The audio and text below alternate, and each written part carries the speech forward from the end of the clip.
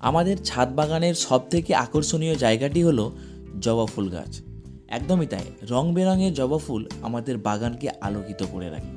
সেই আশায় আমরা বিভিন্ন সময় বিভিন্ন জায়গা থেকে যখনই জবা ফুল গাছকে দেখতে পাই, আমরা সেই গাছকে কিনে এনে প্রতিস্থাপন করে ফেলি।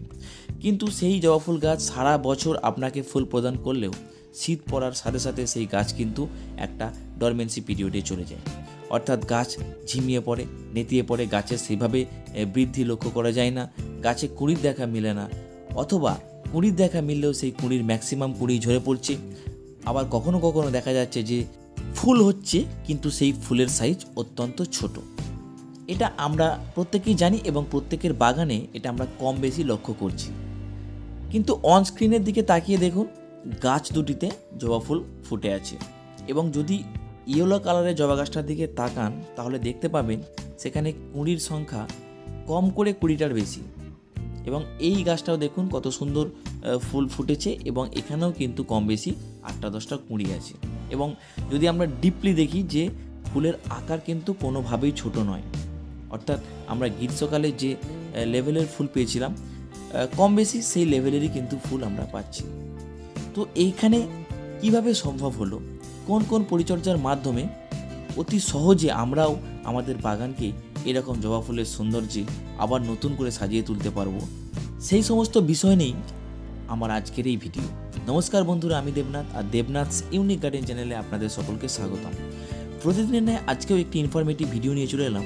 এই ভিডিওতে আলোচনা করব যে এই প্রবল ঠান্ডাতেও বেশ কয়েকটি সহজ সরল পরিচর্যা নিতে পারলেই আমরাও কিন্তু আমাদের জবা ফুলের গাছে প্রচুর ফুল ফোটাতে পারবো। তো চলুন বন্ধুরা, আমরা একটা একটা করে সমস্ত বিষয়গুলো জেনে নেওয়ার চেষ্টা করি। এরই ফাঁকে বলে রাখি, যে সকল বাগানিরা আমার এই চ্যানেলে প্রথম এলেন অবশ্যই চ্যানেলটিকে সাবস্ক্রাইব করবেন আর পাশে থাকা বেল আইকনটিকে টাচ করে অলে প্রেস করে দেবেন, যাতে আমার ছাড়া প্রত্যেকটা ভিডিও আপনাদের দরকারে চলে যেতে পারেন। আর খেয়াল রাখবেন, প্রতি মঙ্গল, বৃহস্পতি ও রবিবার সন্ধ্যেবেলা ভিডিও আপলোড করা হয়, সেখানে বিভিন্ন রকমের ভিডিও পেয়ে যাবেন। এবং আপনার উপযোগী ভিডিও পেতে অবশ্যই কমেন্ট বক্সে গিয়ে কমেন্ট করুন, আমি সেই কমেন্ট তুলে ভিডিও বানাবো। তো চলুন বন্ধুরা, আমরা ভিডিওটাকে সমস্তটাই দেখে নেওয়ার চেষ্টা করি, কারণ এই ভিডিওটা যদি মিস করেন তাহলে গুরুত্বপূর্ণ তথ্যগুলো আপনারা মিস করবেন। আমরা একটা একটা করে সমস্ত বিষয়গুলো জেনে নেওয়ার চেষ্টা করি।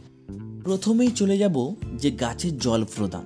হ্যাঁ বন্ধুরা, এখানে বিষয়টা একটু বুঝে নিতে হবে। দেখুন, আমরা গ্রীষ্মকালে এই জবা ফুলের গাছে প্রচুর পরিমাণে জল প্রদান করি, কারণ টেম্পারেচার ভীষণ হট থাকে, মাটি খুব শুকিয়ে যায়, আর জবা ফুল গাছ ভীষণ পরিমাণে জল পছন্দ করে। কিন্তু এখন শীতকাল, এখন কিন্তু ওই একইভাবে রুটিন মাফিক জল প্রদান করলে চলবে না বন্ধুরা। এখানে আমরা জল প্রদান করব গাছের প্রয়োজন মতো, অর্থাৎ আমাদেরকে কিন্তু বুঝতে হবে যে কি পরিমাণ জল দেওয়া উচিত। রোদ পাচ্ছে কিন্তু সেই রোদের টেম্পার কম থাকার কারণে মাটি শুকিয়ে যাচ্ছে না। একইভাবে বেশিরভাগ দিনই আমরা দেখতে পাচ্ছি যে ওয়েদার কুয়াশাচ্ছন্ন। তাই এই সময় যদি আমরা না বুঝে গাছে অনিয়মিতভাবে জল প্রদান করে যাই, তাহলে কিন্তু সেখান থেকে গাছের বিভিন্ন রকমের সমস্যা হবে, রুট রট হতে পারে। একইভাবে গাছের বৃদ্ধি থেমে যাবে এবং গাছের যে ফুল দেওয়ার প্রবণতা সেটাও কিন্তু থমকে যাবে। 2 নম্বর বিষয়টা অত্যন্ত গুরুত্বপূর্ণ, সেটা হচ্ছে এই গাছটাকে সূর্যালোক পাবে সেই রকম একটা জায়গায় স্থান দিন। এই বিষয়টা আমি বারবার বলে থাকি, কারণ এটা আমাদের সবসময় বুঝতে হবে যে কালারফুল ফুল মানেই যেখানে কিন্তু প্রচুর এনার্জি দরকার, আর সেই এনার্জি কিন্তু গাছ সূর্যালোক থেকে নেবে।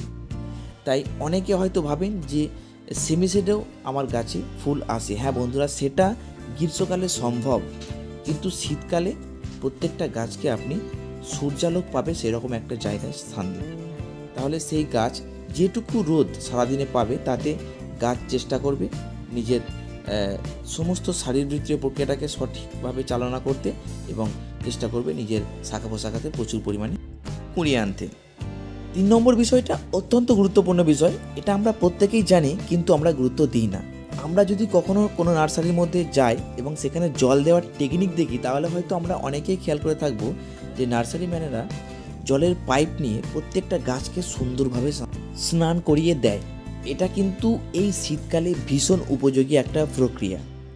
যদি আমরা ভালো করে খেয়াল করি তাহলে আমরা দেখতে পাবো যে এই সময়টায় ওয়েদার থাকে রুক্ষ ওয়েদার, অর্থাৎ আকাশে বাতাসে প্রচুর পরিমাণে ধূলিকণা উড়ে বেড়ায় এবং সেই ধূলিকণা এসে এই জবা ফুল গাছের প্রত্যেকটা পাতার ওপরে বসে।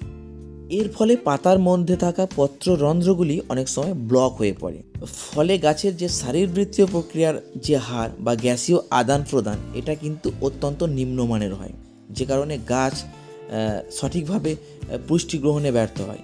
তাই এটা আমাদের করতে হবে এবং আমরা প্রত্যেকটা বাগানি বা বাগানপ্রেমীরা আমরা সপ্তাহে একবার হলেও যে কোনো ধরনের স্প্রেয়ারের সাহায্যে প্রত্যেকটা পাতাকে ভালো করে ধুইয়ে দেবো।